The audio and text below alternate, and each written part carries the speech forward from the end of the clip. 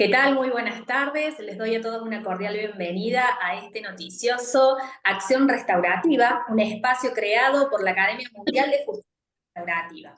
Hoy, en su tercer programa del ciclo de entrevistas de gestión de conflictos públicos complejos bajo el paradigma de la justicia restaurativa, en el ámbito del Centro de Mediación del Ministerio Público Fiscal de Salta, Argentina, le damos, junto a mi codirectora Nancy Valencia Donat, le damos la bienvenida a Carolina Radziwiłł, ¿sí? Ella es procuradora, escribana, abogada, máster en programación neurolingüística y actualmente se encuentra desempeñando como mediadora penal del Ministerio Público de Salta desde el año 2012 en Cafayate. ¿Sí? Así que te doy la bienvenida. ¿Qué tal, Nancy? Buenas tardes. Hola, buenas tardes a todas y a todos. Muchas gracias por esta invitación. Un cariño grande para vos, Luciana, y para la doctora Carolina Radziwiłł, que es una excelente mediadora, y me alegro muchísimo que esté acá en este programa para contar sus experiencias. Bueno, buenas tardes. Muchas gracias por esta invitación. Muchas gracias, Nancy, por siempre dejarme participar en estas jornadas, en estas entrevistas que son tan nutritivas. Y muchas gracias, Luciana, por permitirme ser parte de este espacio, que bueno, es multiprovincial hoy. Tenemos tonadas distintas y eso me parece también muy colorido. Así que me encanta y muchas gracias. Bueno, qué linda tarde que vamos a tener. Les cuento que hoy en Córdoba está lloviznando, es una tarde gris. La verdad que muy, muy linda la jornada, así que, bueno, no sé cómo estará allá en Salta. Tenemos Salta por ahí, Salta Capital y el interior. Bueno, acá nosotros en Salta Capital tenemos un día que se turna entre soleado y nublado, y cuando sale el sol está caluroso y cuando está nublado está más fresco, pero es un bonito día, es un lindo miércoles. Y allá, Caro, Cafayate. Bueno, acá como siempre, sol pleno, 30 grados de calor, viento sonda, así que si escuchan alguna desprolijidad en el audio es justamente por eso, porque la señal va y viene. Qué ganas de viajar a Cafayate. Bueno, allá estaremos entonces, prontamente. Bueno, Carolina, contanos, narranos algún conflicto, ¿sí? En el que hayas participado últimamente con tu grupo de... Bueno, esta tarde voy a contar un conflicto o un caso que tratamos este año, a principios de año, y que es un caso que tuvo su inicio en el año 2019. Todo se inicia cuando una denuncia llega a la fiscalía, en la que está mi centro de mediación, es una denuncia de estafa por una venta de un terreno en un lote de mayor extensión. Viene una persona, hace la denuncia y a los otros días empiezan distinta gente llegando a hacer nuevas denuncias. Y en total se hacen 35 denuncias sobre el mismo tema y sobre el mismo inmueble. Es importante para tener en cuenta el ámbito en el que se desarrolla se desarrolla la comisión de este delito o supuesto delito, es en mi pueblo, en Cafayate. Cafayate, si bien es desde el punto de vista de la cantidad de personas una ciudad, en cuanto a la idiosincrasia, en cuanto a la convivencia, en cuanto a las personas, tiene el comportamiento de un pueblo. Y esto, si bien está cambiando desde otros aspectos, la gente de la zona o la gente del lugar lo sigue viendo como un pueblo. Cafayate hace 15 años aproximadamente comenzó con una explosión en todo sentido. Una explosión demográfica, una explosión económica desde el punto de vista privado y una explosión turística, y todo esto llevó a que haya una demanda habitacional muy importante. Nosotros vivimos en una zona que es una zona en donde hay mucho turismo, tanto turismo de aventura por las montañas, por el valle en el que vivimos, como también es una zona de viñedos. Entonces, la explotación vitícola y vinícola es muy importante y eso hace que llegue gente de todo el mundo en todo momento y mucha gente, dada la situación mundial, con intenciones de asentarse. Nosotros en Cafayate vivimos o convivimos diariamente personas comunes, trabajadores comunes, que quizás tenemos la posibilidad de adquirir un terreno, o gente que no tiene la posibilidad porque, por diferentes motivos, y convivimos con aquellos grandes terratenientes, que es gente muy adinerada, muy poderosa y que retiene el 80% de la tierra del pueblo. Con todo este crecimiento, obviamente estos empresarios empezaron a crear focos, o lugares de explotación inmobiliaria con la venta a un grupo de gentes seleccionado de un poder adquisitivo importante. Y es así que se crearon countries, club de campos, barrios privados, etcétera, y la tierra empezó a encarecerse. Y eso obviamente fue también en desmedro de la gente trabajadora del pueblo porque quiere acceder a una propiedad y le es muy difícil. Todos sabemos que a nivel gubernamental es poca la oferta que hay de viviendas, entonces cada persona que quiere crecerlo tiene que hacer de manera privada y eso es lo que cuesta, porque quizás lo que podría ser accesible para otras personas, para la gente de acá no lo es. Entonces, cuando surgen este tipo de loteos, en donde están destinados a gente trabajadora y a gente de escasos recursos, son pocos, entonces la gente se pelea y hace lo que puede para poder acceder a ellos. Esto es lo que pasó concretamente. La persona que ideó este loteo es un empresario importante que tiene otros loteos destinados a gente de otro nivel y lanzó este loteo que era para beneficiar a 35 familias a un precio accesible. En un principio todo estuvo bien, si bien había unas cuantas cosas que no estaban muy claras, la gente, repito, por la misma idiosincrasia, por el tema de la confianza, por el tema de que muchas veces, pero si él fue mi patrón o mi papá trabajó con él, por el tema de no querer ser engañados, adquirieron o se interesaron por estos terrenos. La preventa se hizo rapidísima, en pocos meses se concretaron los boletos de compra-venta y la gente empezó se les puso por supuesto un precio y la gente empezó a pagar. Esto fue en el año 2019. En el año 2020 llega la pandemia y como todos sabemos, durante un año y medio todo se detuvo. Cuando volvemos a la normalidad de manera relativa, algún que otro curioso de los compradores empiezan a hacer investigaciones o averiguaciones y se dan con que todas las promesas en relación a este inmueble no habían sido cumplidas y las obligaciones asumidas tampoco.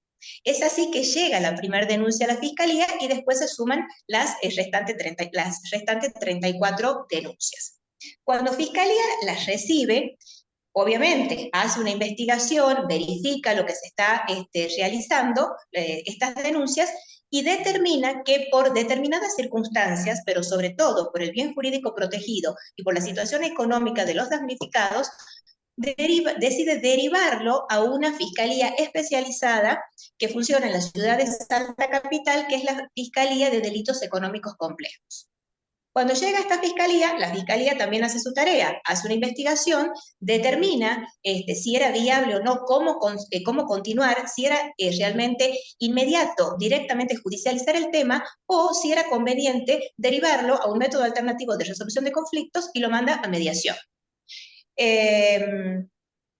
Los recibe nuestra directora, los recibe Nancy, hace una evaluación y dice esto es perfectamente encuadra en lo que sería un delito público por las características, no solo por la cantidad de gente, sino por toda la situación económica escasa o de los compradores, el estatus económico importante de la otra parte, el hecho de que para resolver este problema no solamente necesitamos el vendedor y el comprador, sino también la intervención del Estado, porque ya después más adelante les voy a explicar por los intereses que estaban planteados, o sea, todo encuadraba como para que nosotros empecemos a trabajar. Eso me interesa, Caro, discúlpame que te interrumpa en este Sí. conflicto que nombraste, que habían muchísimas personas que hicieron la denuncia, que ya la Fiscalía había avanzado en la investigación, que se empezó a trabajar con un equipo. Decime el equipo, ¿cuándo? comienza a mirar el conflicto, digamos, avanza en cuanto a la estrategia. ¿Qué estrategia usa el equipo para trabajar con tanta gente? ¿Sí? ¿En qué pensaron ustedes? ¿Cómo trabajar con todas esas personas? Bueno, en primer lugar, nos pusimos en contacto 3 mediadores. Yo en esta mediación, en este equipo, trabajé con Mariana Tolaba, que es Geoarch de Salta, que es psicólogo, porque una de las características, si ya escucharon a mis compañeras anteriormente, es la o la interdisciplinariedad que tiene la mediación de conflictos públicos. Empezamos a estudiar el expediente de mediación, vimos con qué material contábamos, vimos qué material nos estaba faltando, porque obviamente había data que nos faltaba, y empezamos a llenar esos blancos. Una vez que tuvimos toda la información, nos dividimos el trabajo. Fundamentalmente eso, hicimos una división de trabajo. ¿Por qué? Porque geográficamente estábamos ubicados en lugares distintos. El vendedor, si bien tiene negocios o empresas en Salta, él no vive ni en Cafayate ni en Salta, él vive en otra provincia, pero tenía su abogado en Salta capital. La gente, los compradores, viven todos en Cafayate o en zonas aledañas y habían elegido, y gracias a Dios, a un solo abogado para que los represente, y que eso también nos benefició enormemente porque teníamos como interlocutor una sola persona. Mis compañeros empezaron a trabajar en Salta con reuniones privadas, con la parte denunciada, que, a ver, uno dice en concreto, hubo 2 reuniones privadas entre ellos, y no es así, porque hubo 2 reuniones presenciales, pero después uno tiene millones de otras reuniones, encuentros telefónicos, visitas ocasionales, llamados, videoconferencias, y lo mismo pasa acá. Yo me reuní concretamente con las partes en 2 oportunidades, pero con el abogado tuve muchas reuniones, o la gente incluso a veces de manera espontánea, porque para ellos es importante saber que en todo este proceso se ven acompañados. Cuando logramos... Hay algo más en esto que me parece interesante. Vos nos estás hablando cómo se han organizado, digamos, para trabajar los mediadores que están en distintos espacios con las personas que están en conflicto. Pero también los mediadores se comunican constantemente, ¿no? Y ustedes tienen su grupo de WhatsApp con la que hacen videollamadas y van trabajando. Esto es un trabajo interesante también. Por eso es que hacía hincapié yo en esto de que no es tan, a ver, hacemos 2 reuniones, 3 reuniones, no es así. Nosotros permanentemente estamos en contacto entre nosotros. La primera reunión entre nosotros fue a través de una videollamada por las distancias. Uno en Cachi, uno en Cafayate y otro en Capital. Después nosotros también nos reunimos. O sea, si yo voy a Salta porque tengo que ir por trabajo o inclusive por alguna actividad personal, muchas veces me reúno con mis compañeros para tratar estos temas porque no disponemos del tiempo y la gente necesita resolución inmediata. Después que concertamos esas reuniones privadas, organizamos 2 reuniones presenciales con las partes, cosa que no fue fácil, porque si bien mi espacio es más grande que el de otros compañeros, eran 35 personas, más los abogados y más el denunciado. Algo muy positivo en esta reunión fue que, pese a haber un desequilibrio bastante importante entre las partes, obviamente nosotros trabajamos para que ese equilibrio se equilibre, la persona, el denunciado cuando vino solo. Esta persona, digamos, es un empresario, una persona firme, las 35 personas que estaban acá, aunque estaban acompañadas de su abogado, son personas que por la misma gente del Valle es así, es más sumisa, es más confiada, es más temerosa, y el hecho de que no venga la otra parte acompañada de un abogado generó también como cierta empatía o cierto acompañamiento que permitió que las partes conversen de manera resuelta y directa, y puedan plantearse todos los intereses o todas las dudas o todas las necesidades que era necesario plantear. Los 2 abogados, tanto el abogado del denunciado como el de los denunciantes, fueron muy colaboradores, muy asertivos, y en todo momento trataron de que este conflicto lleve a buen puerto, que no es algo tan sencillo como aparenta. El abogado, por definición, es litigioso. Muchos no entienden el tema de la mediación. O no quieren entenderlo. Entonces, el hecho de que ellos vean realmente la necesidad de la gente es importante para nosotros. ¿Cómo? ¿Algo más que quieran preguntar o Le avanzo? hago una preguntita, decir, ustedes me están hablando de una cantidad de personas que entienden que están en situación de vulnerabilidad y a pesar de que están acompañadas por un abogado, esa situación de vulnerabilidad tiene que ver con las herramientas que manejan, con su conocimiento de derecho y con su forma confiada de manejarse, ¿sí? Y por el otro lado, bueno, una persona que aunque no está acompañada por un abogado, por ser empresario, digamos, una persona que tiene más poder. ¿Alguna cosa, alguna familia que vos recordés con la que pueden haber conversado y puede haber transitado una situación de acercamiento con el propietario del inmueble? En realidad, del primer encuentro entre ellos yo no fui partícipe porque eso sucedió en el 2019. Y yo o nosotros, los mediadores, en esta reunión, advertimos que el propietario ya había tenido un contacto directo con ellos cuando realizó la contratación. Había muchas situaciones para ver, pero él en su momento había querido o había intentado solucionar y no había sido exitoso ese encuentro entre ellos. Es por eso que las partes creyeron, quizás erróneamente, que esta persona,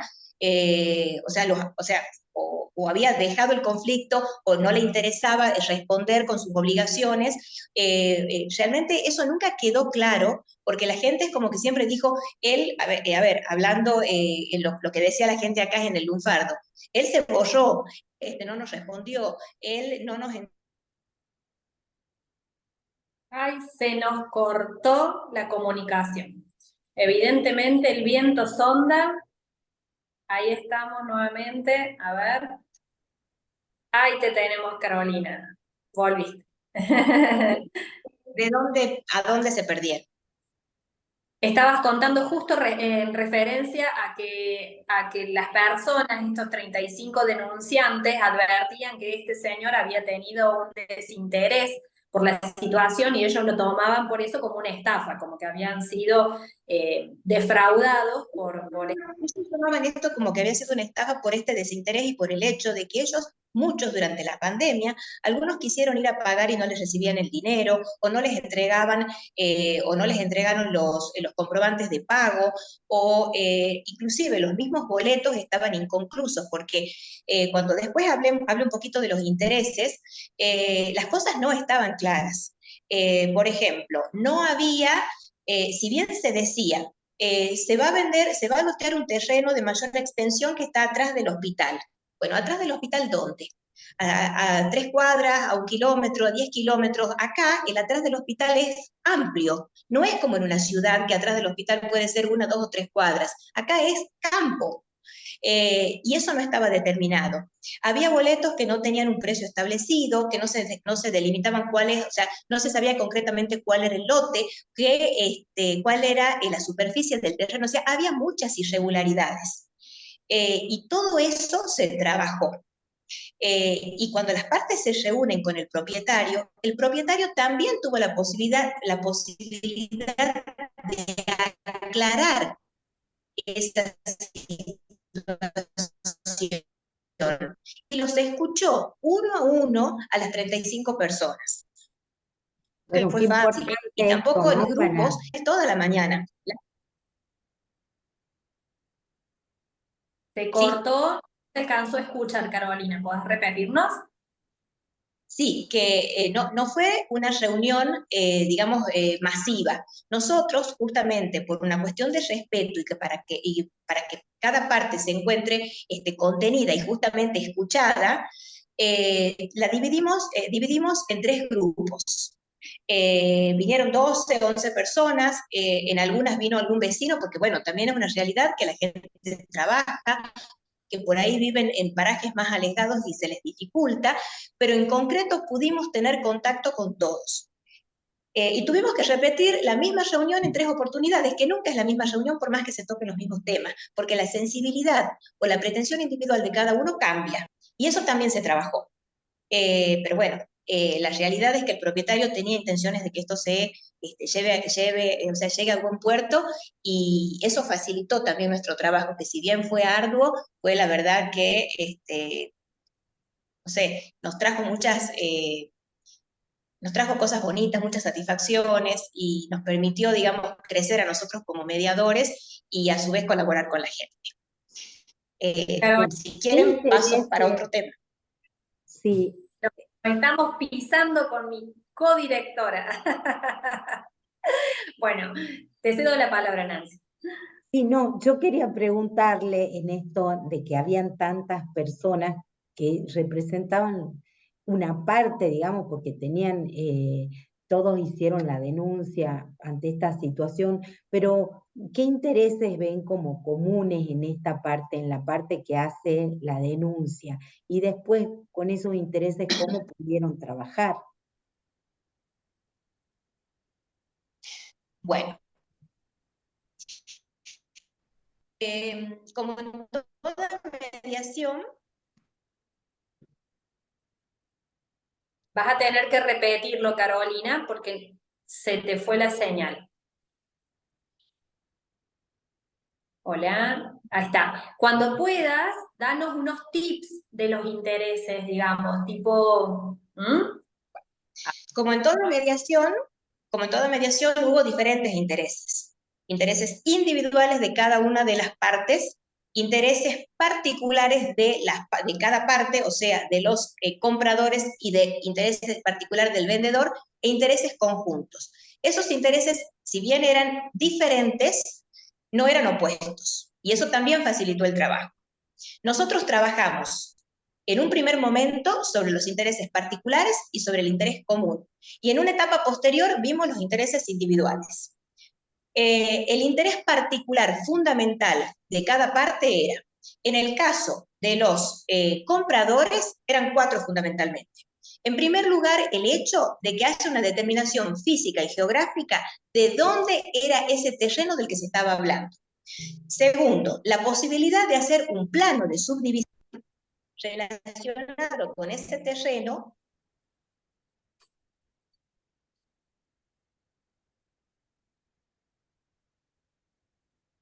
se nos congeló de nuevo. A ver. Estábamos con el segundo de los intereses, que era el plano de subdivisión. El plano de subdivisión, para poder determinar específicamente qué medida tenían los terrenos y cuál podría ser a futuro adjudicado a cada propietario. En tercer lugar, la provisión de servicios básicos como luz y agua, que por esta característica es que también es un delito público complejo, porque se necesita la intervención de personas ajenas al vendedor y al comprador, que por ejemplo son entidades del Estado, y también para completar ese boleto de compraventa original que estaba defectuoso, hacer la adhesión al fideicomiso.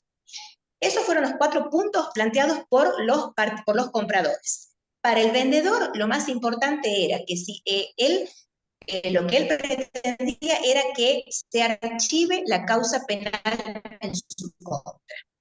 Eso era lo que a él realmente lo perjudicaba, y él decía que lo afectaba porque él tenía muchos otros negocios o proyectos a realizar y no quería que su buen nombre se vea afectado. Y como interés común, el interés común fue claro. Ambas partes tenían intenciones de que esto se solucione acá, de no seguir dilatando en el tiempo la resolución de esto y poder vivir en paz. Qué bueno, Perfecto. muchas gracias, eso. Qué perfecto, qué maravilloso, ¿no? Es la tranquilidad, la paz, tuvo, digamos, un foco de atención primordial.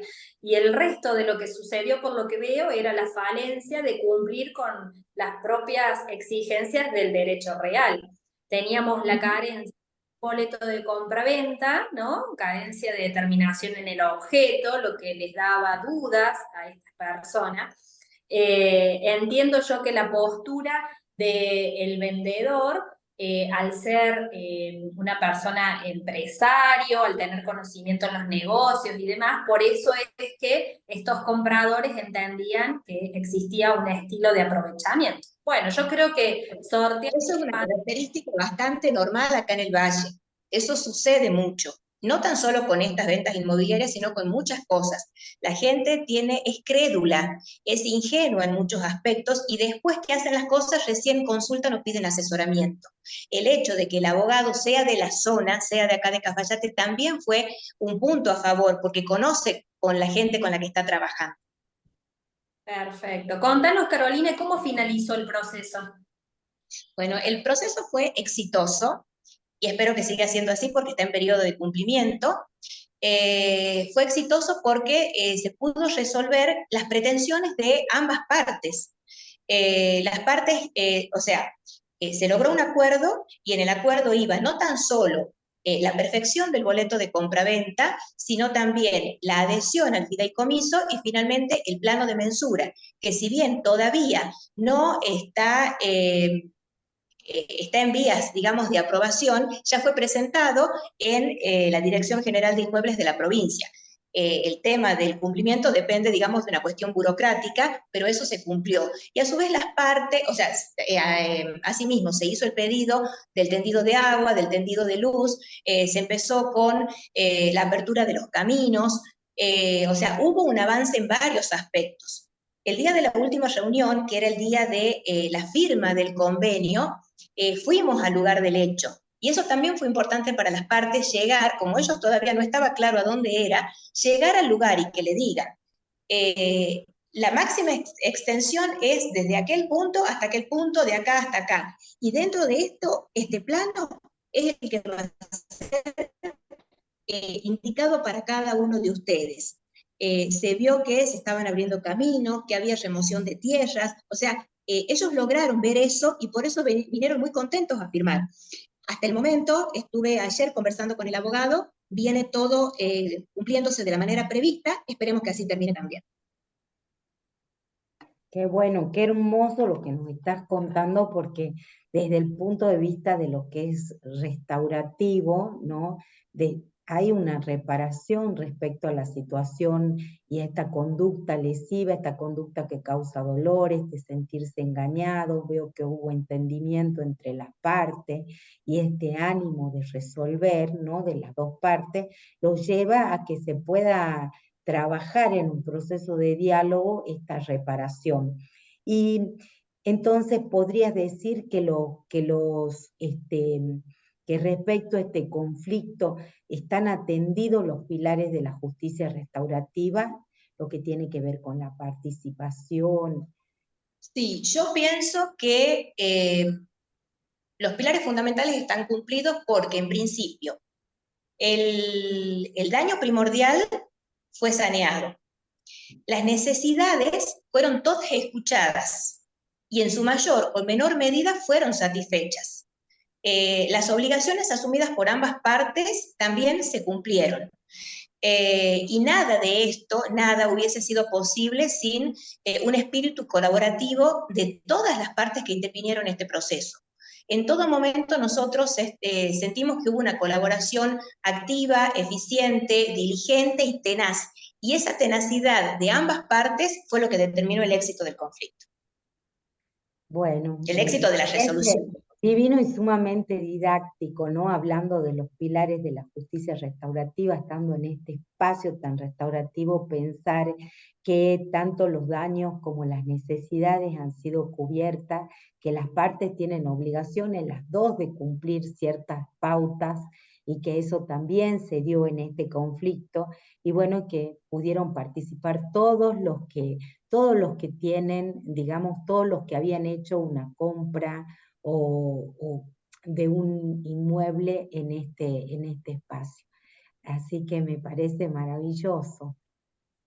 Sí, uno por ahí cuando cuenta o narra un caso es como que parece todo lindo, todo, y en realidad es mucho trabajo, pasamos por momentos de angustia, por momentos en que uno tiene que escuchar los intereses de las personas y para algunos quizás es insignificante, pero para otros realmente es muy importante porque estaban puestos los ahorros de su vida. tenemos gente con distintas necesidades, teníamos familias, teníamos gente adulta, teníamos gente en condiciones de salud no muy buenas, o sea, todo eso también es como que a uno lo conmueve al momento de trabajar y se esfuerza por dar lo mejor de uno.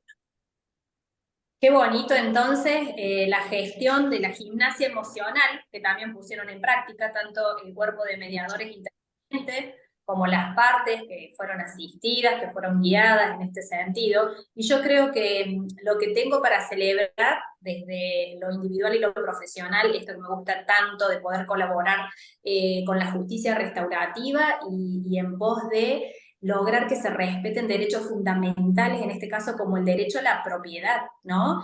Y con el gran problema habitacional que tiene nuestro país, que de esta manera, más allá de un contrato como un boleto de compraventa que haya adolecido de un montón de deficiencias, de que podemos cuestionar o no la intención de este vendedor, ¿no? Pero más allá de eso, realmente con este enfoque, ¿qué se logró?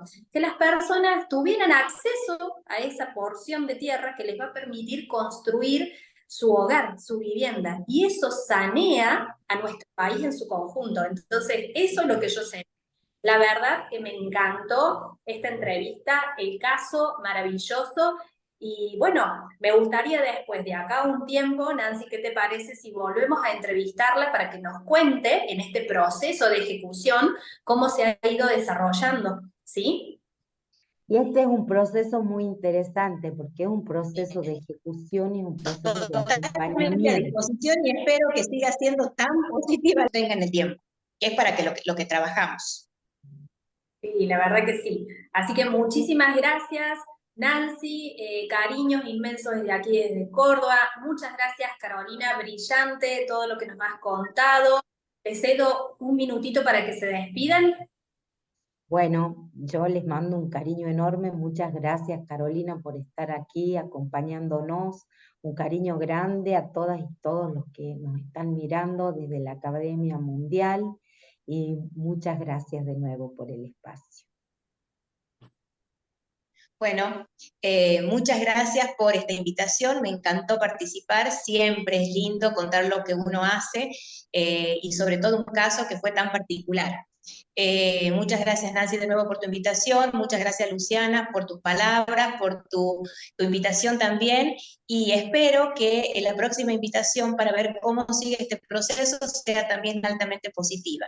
Todos están invitados a Cafayate, vivo en un lugar privilegiado, en un lugar hermoso, en donde siempre hay sol, así que siempre van a ser bienvenidos con una copa de vino. Ay, bueno, muchas gracias. Nos despedimos así de este otro de los programas de acción restaurativa en este ciclo que tenemos especial sobre las entrevistas de gestión de conflictos públicos complejos. Les doy un abrazo grande. Chau, chau.